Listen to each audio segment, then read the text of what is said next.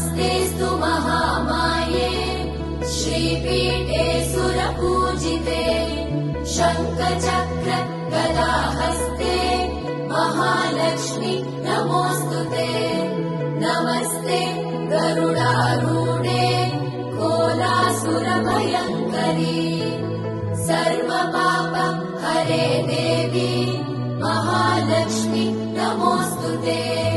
महादेव्यै च विद्महे विष्णुपत्नी च धीमहि तन्नो लक्ष्मी प्रचोदयात्।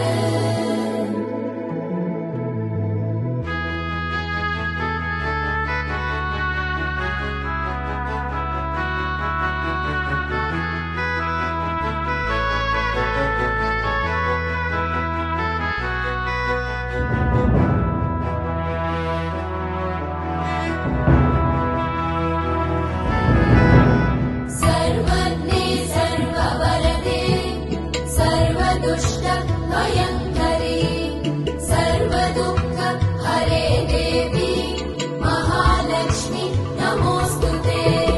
सिद्धिबुद्धि प्रदे देवी भुक्तिमुक्ति प्रदायिनी मन्त्रमूर्ते सदा देवी महालक्ष्मी नमोऽस्तुते। महादेव्यै च विद्महे विष्णुपत्नी च धीमहि